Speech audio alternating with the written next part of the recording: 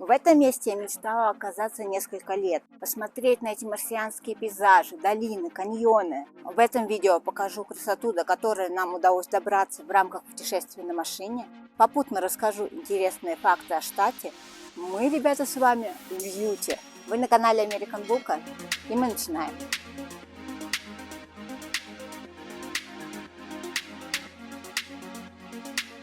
Юта – это 45-й штат Соединенных Штатов Америки, и он славится тем, что является центром мормонства. Также здесь находится бесчисленное количество природных достопримечательностей. Здесь расположено 5 национальных парков, и именно они являются нашей главной целью. Мы с вами туда отправимся. Особенно мне хочется посмотреть долину монументов. Ее впервые я видела в выпуске «Орла и решка». Сравним с вами вместе ожидания и реальность и посмотрим вообще, как это выглядит с земли, без всяких дронов. Это наша первая остановка в Юте. Мы добрались до соленого озера, но нам нужно попасть на другую часть дороги. Там находится парк, где можно прямо на машине проехаться по этому высохшему соленому озеру. Это место называется Бонвиль Солт Плетс. Так просто сюда не подъехать, у нас возникла проблема. Мы заезжали в Юту с запада, и остановки именно на этой стороне не было. Нам пришлось проезжать это место на 20 миль вперед, потом разворачиваться. Но оно того стоило. Мы потратили на этот круг, грубо говоря, минут 40. Но смотрите, это соль. Я первый раз хожу по соленому озеру. Если вы едете со стороны Солт-Лейк-Сити, то вам повезло и ошибиться сложно. Просто останавливайтесь в Рестерии, там же на машине можно заехать прямо на солевое пространство. Но вы это делаете на свой страх и риск. Как вариант, можно доехать от трассы Топ-Гира, куда приезжали ребята из ТВ-шоу в рамках своего путешествия по США, и там съезжаете недалеко от стелы с названием трассы. Про то, как добраться до этого места, будет в описании к видео. А вот если вы едете со стороны Невады, как делали это мы, то важно не пропустить съезд к трассе Топ-Гира, чтобы оказаться на нужной стороне дороги. Не совершайте наши ошибки, сэкономите 40 минут в пути точно. Это было захватывающее приключение. Мы ни капельки не пожалели о том, что сюда заехали. Было весело и безумно необычно. Только предупреждаю, что сразу после таких покатушек нужно отмыть машину, особенно днище. Мы сначала мыли на автоматической мойке, но это не решило нашу проблему полностью, и на следующий день домывали на ручной.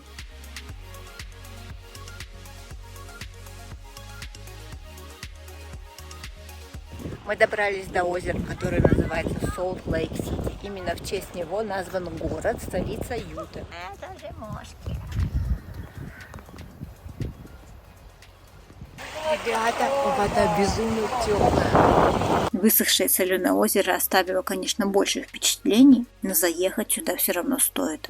Great Salt Lake является самым большим соленым озером на территории Северной и Южной Америки. А много-много лет назад высохшее озеро, по которому мы катались на машине, и вот это были одним доисторическим водоемом, который покрывал большую часть Западной Юты. Назывался этот водоем Лейк Бонвиль.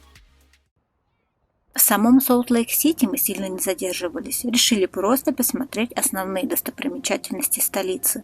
И как в любой столице штата, здесь должен быть Капитолий.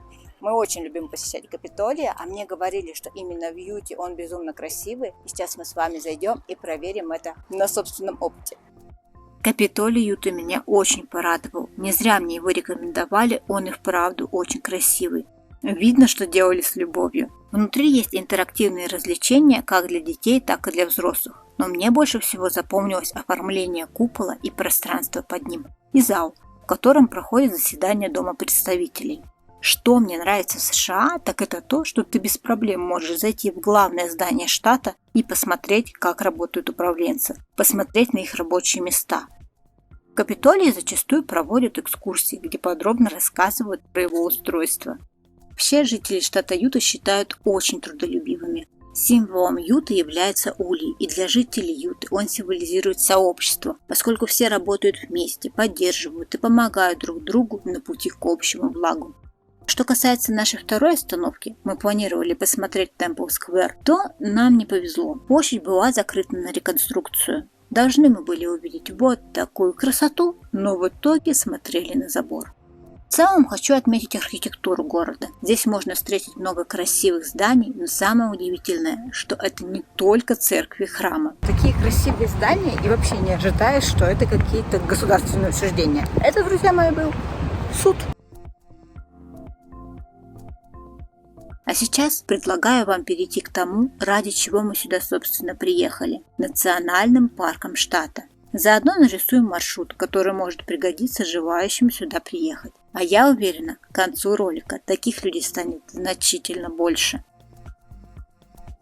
Если посмотреть на Юту с высоты, то можно увидеть, что все национальные парки, вся красота в основном расположены в ее юго-восточной части. Мы ехали из Сиэтла на машине, заезжали в Юту с запада и построили маршрут таким образом, чтобы захватить максимальное количество интересных мест, расположенных в разных частях штата. Карту Юты со списком мест, которые мы посетили, оставлю в своем телеграм-канале, ссылка будет в описании. И первый национальный парк в нашей программе – это Брейс Кэньон National Park. От столицы штата ехать до него часа 4, но так как мы с утра гуляли по Солт-Лейк-Сити, добрались мы к месту только к вечеру. Остановились в городе Тропик, это 15 минут на машине до самого парка. Жили мы в небольшом домике, здесь это называется кэбин. Нам понравилось. Чисто, уютно, все необходимое есть. В том числе через дорогу есть продуктовый магазин и кафе с вкусной едой. Еще бы стоил он дешевле, то вообще было бы идеально. Но тут нужно понимать, что рядом с национальными парками, а уж тем более непосредственно в них, стоимость приличного жилья неприлично большая. Чтобы попасть в любой национальный парк, нужно заплатить за вход. С одной машины $30. Обычно это такой чек-билет, вы можете использовать его в течение 7 дней. Мы покупали годовой пас, годовой билет за $80 еще в штате Вашингтон. Но нужно иметь в виду, что годовой билет именной и периодически его сверяют с вашим ID. Брейс Кэньон – это не сильно большой парк, который находится на высоте около 2500 метров. Он, между прочим, самый высокий среди других национальных парков штата. Его главная особенность – это, как удивительно, не сам каньон, а образования, которые расположены вдоль него. Это оранжевые, желтые и красные выступы необычной формы, которые выточили вода и ветер. Все это непрерывно цепляет взгляд, хочется разглядывать бесконечно. Чтобы посмотреть парк, мне кажется, достаточно будет 1 дня, а если не хайкать, то и половины. Вдоль каньона расположены смотровые площадки. От некоторых из них начинаются трейлы. Какие-то попроще, какие-то посложнее. Наша идея такая. Мы идем по трейлам. Мама, доходим до очень красивого, а потом нас забирает шаттл. В этом парке между точками можно ездить на своей машине, а можно кататься на бесплатном шаттле. Только учтите, что шаттл не доезжает до самого конца, и если будете кататься только на нем, то пропустите пару точек, например, вот эту арку и еще один вид на каньон. Но сейчас к концу дня начинает все казаться одинаковым, и на мой взгляд, если вы будете кататься только на шаттле, ничего страшного не произойдет, и при этом сэкономите нервы на поиске парковочного места.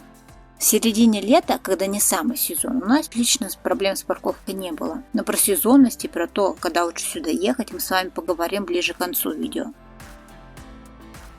С нами был 6-летний ребенок. Иногда было страшновато, потому что ограждений зачастую нет. В общем, с безумно активными детьми я бы ограничилась только смотровыми площадками.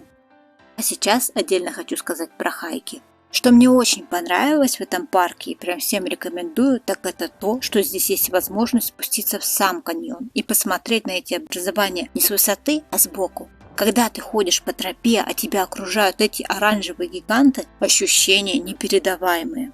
Мы с мужем по очереди сходили на трейл Queen's Garden Benchmark, и я осталась безумно довольна. Конечно, надо понимать, что идя туда, ты спускаешься в каньон, но в какой-то момент придется подниматься обратно. В общем, не самая простая тропа, не забывайте кепку и воду.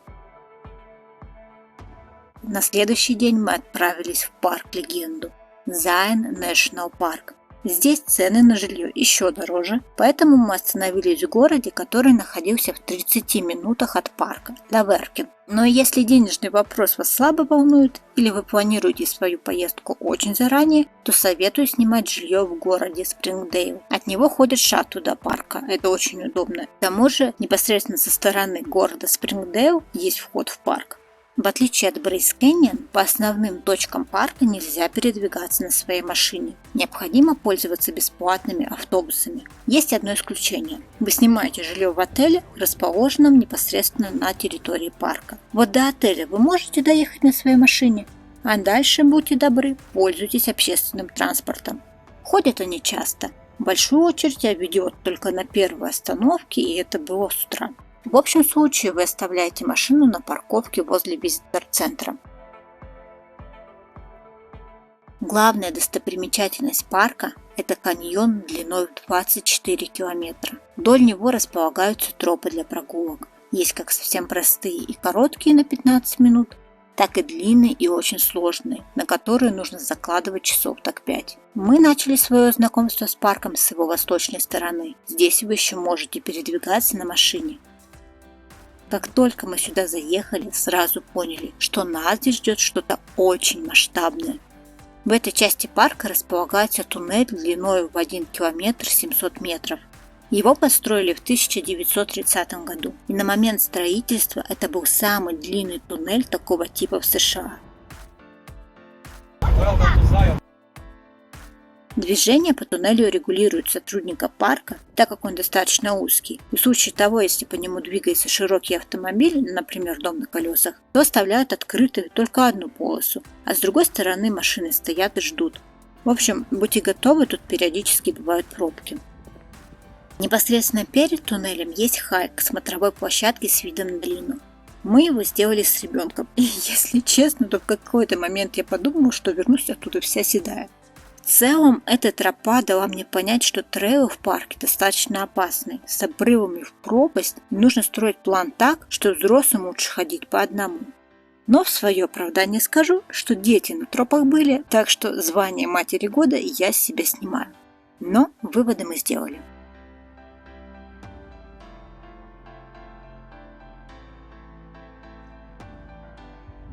После этого мы отправились к визитор-центру на парковку. Было очень плотно, но нам повезло и удалось поставить машину. Затем мы вышли в Спрингдейл, по факту покинули парк, перекусили и вернулись обратно в Зайн. Вот тут и пригодились наши пропуска, их у нас проверил рейнджер, так что, напоминаю, не оставляйте их в машине. Цель на вечер была посмотреть самый необычный трейл, о котором я когда-либо слышала. Его открыли буквально за пару недель до нашего приезда. До этого он был заполнен водой. Суть заключается в том, что ты идешь по руслу реки, которая окружает скалы. То есть берег там отсутствует. И ты по факту идешь по воде, очень холодной воде. Называется он The Narrows, и добраться до него можно на шаттле. Вы ходите на последней остановке номер 9 и идете по указателям. Но я с ребенком пропустила этот трейл, меня угораздило заболеть прямо перед отпуском, а вот муж буквально в полном смысле окунулся в это приключение. В одном месте глубина была по грудь. Теперь этот трейл занимает первое место в рейтинге самых впечатляющих. Для таких же ждунов, как и мы, есть возможность провести время у берега с красивыми видами и, что немаловажно, в тени. В Зайне есть еще один трейл, который притягивает путешественников со всего мира. Это приют ангелов. Сложный, опасный. По данным на 2023 год 17 человек с него не вернулось. Но при всем при этом попасть туда непросто, желающих слишком много. Раньше здесь были толпы, но сейчас необходимо заранее получить разрешение с указанием даты и времени посещения этого трейла. И здесь действует схема лотереи. Ты можешь поучаствовать за 1-3 месяца до поездки, либо для завтрашнего дня, и каждая попытка стоит $6. Нам не повезло, и нас не выбрали, поэтому этот эпичный трейл мы пропустили. Однако кроме него есть и другой безумно красивый трейл, от него я была в полном восторге, называется он Каента трейл. Его протяженность туда-сюда чуть больше 3 километров, и он соединен с другими трейлами к Изумрудным озерам. В целом получается около 5 километров. Местами он тоже достаточно опасный, и нужно аккуратно расходиться с людьми, идущими в противоположном направлении. Но виды на каньон потрясающие. Когда идешь по нему, забираешься к вершине, нужно одергивать себя и заставлять смотреть по сторонам. Там так красиво. Меня этот поход еще раз вернул к мысли, что в гонке какой-то целью нужно не забывать жить и учиться наслаждаться моментом, процессом, а то так можно многое пропустить. Перекусить в самом парке можно в Zion National Park Lodge. Это как раз тот отель, в котором можно поселиться. Там я нашла салат, попить и расположилась на травке под деревом. Получился обед с волшебным видом на горы. Если вы думаете, в какой национальный парк США съездить, то обязательно рассмотрите Zion. В различных рейтингах он входит в топ-5 парков Америки, и теперь я понимаю почему. Он бесподобен. На его посещение я бы закладывала минимум 2 дня. Здесь есть где погулять.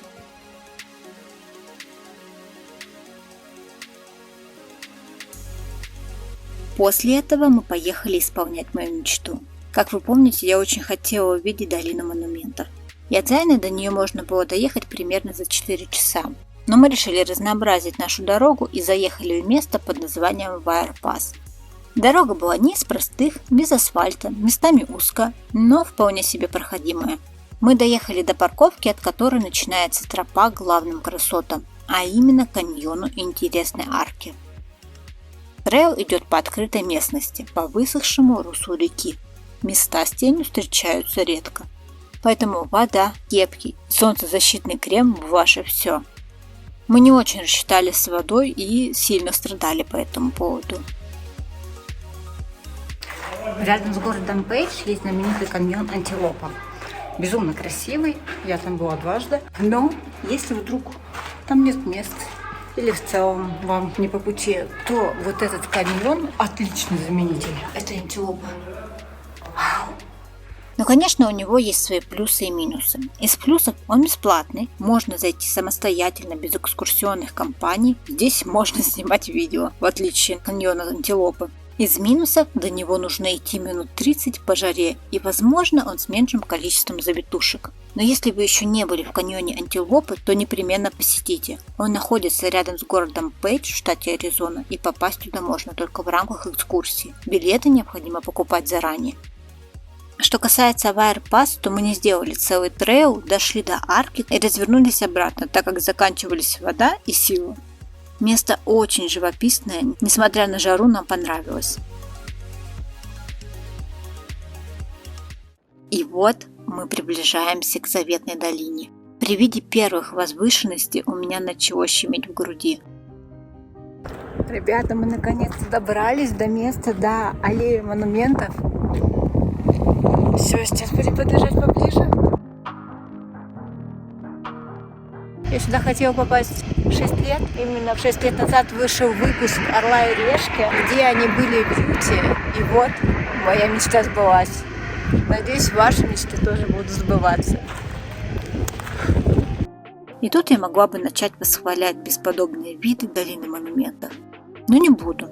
На деле, когда ты видишь ее вживую, с уровня земли, она кажется намного скромнее. Мы проезжали долину монументов вечером и не сообразили, как можно было подъехать к этим горам поближе, чтобы полноценно ощутить их мощь. Разочаровалась ли я?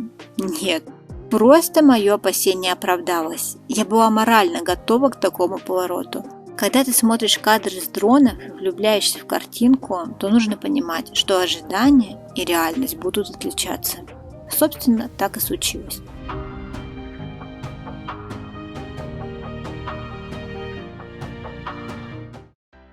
Мы остановились в городе Блав, в очень приятном месте. Настолько приятном, что я могу, опять же, смело его рекомендовать.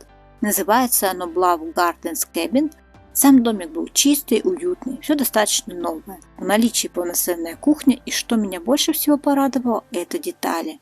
Были разные вкусняшки, мыло ручной работы, журналы, инструкции к различным приборам. А с утра мы отправились в Долину Богов. Она не настолько популярна, как Долина Монументов, а зря. Мы ее обнаружили совершенно случайно, просто увидели знак, когда ехали вечером к отелю. И как я уже не раз убеждалась, зачастую интересные места находятся именно таким способом. Дорога к этой долине без асфальта, лучше ехать на машине повыше, потому что местами встречаются холмы, которые легко можно зацепить днищем. Здесь дорога проходит в непосредственной близости от этих каменистых образований.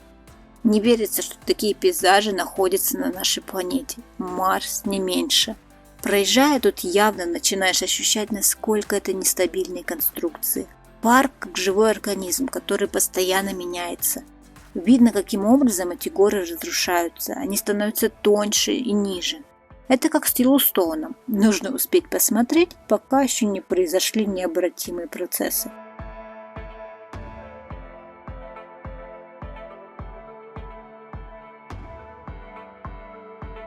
Мы с вами перекусили вот в этом кафе, которое называется Твин Рок, значит, вот этих камней, и отправляемся в город Моаб. Там у нас еще один национальный парк с арками. Его мы будем посещать завтра.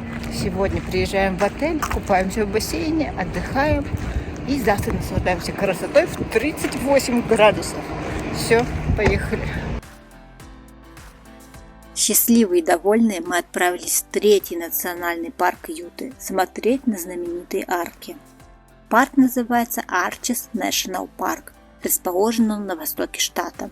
Просто так в него не попасть. В период с начала апреля по конец октября, если вы хотите въехать в парк с 7 утра до 4 вечера, то вам заранее нужно сделать резервацию. Стоит она $2. И вам дается конкретный час на заезд. В остальное время можно попасть без предварительной брони. Все это способ избежать толп в самом парке. И знаете, было достаточно комфортно в этом плане. Парковались без особых проблем, и даже иногда удавалось сделать фото без других туристов на фоне.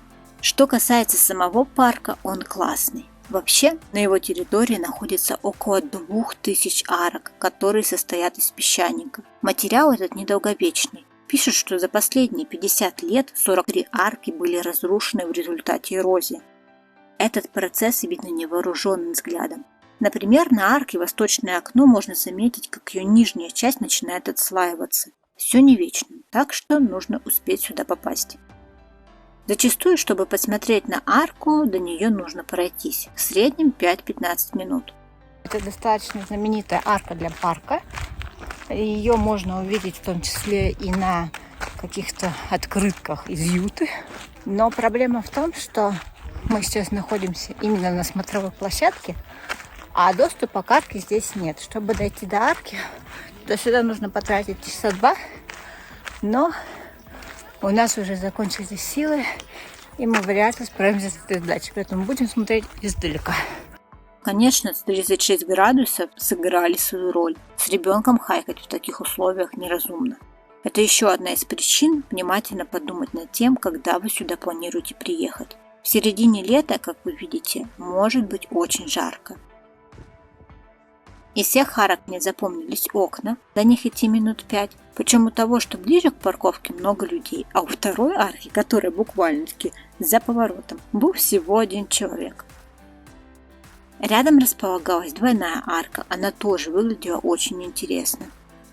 И запомнилась еще одна, до которой, на мой взгляд, нужно дойти, это Сент-Дюн Арч. Она сама по себе небольшая, но расположена в песках среди других скал. Очень атмосферное место, и идти от парковки буквально-таки 5 минут. Так что не пропустите. Парк впечатлил, его обязательно нужно посетить. Он считается единственным подобным местом на Земле, где находится такая концентрация арок.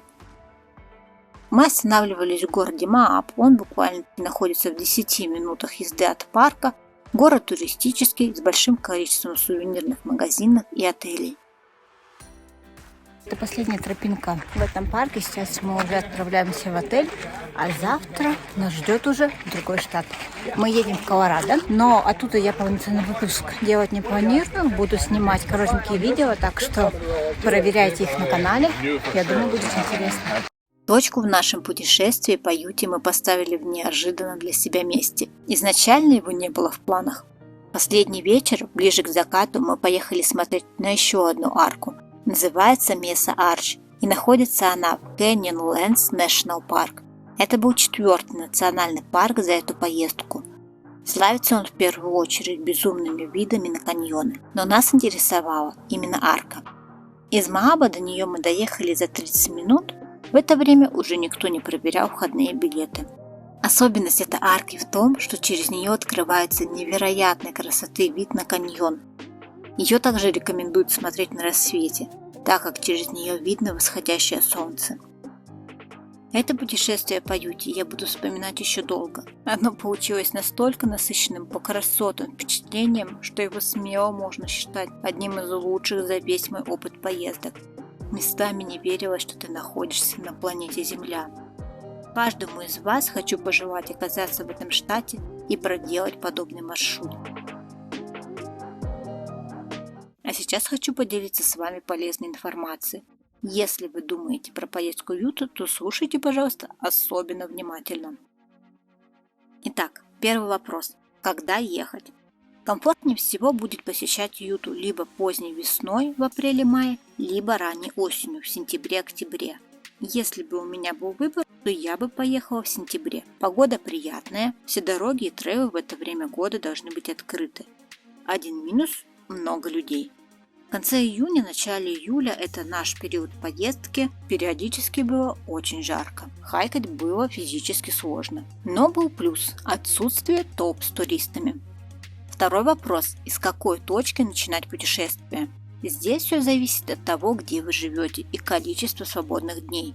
Мы ехали из Сиэтла на машине, поэтому проезжали Юту с севера на юг, а затем уже на восток, так как после Юты мы сразу отправились в Колорадо.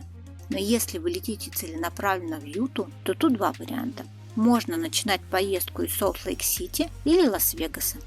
Если времени меньше и интересуют только национальные парки, то вариант с Лас-Вегасом будет удобнее. И третий вопрос – сколько времени закладывать на подобное путешествие? Смотря на наш опыт, 7-10 дней – это идеальный временной промежуток.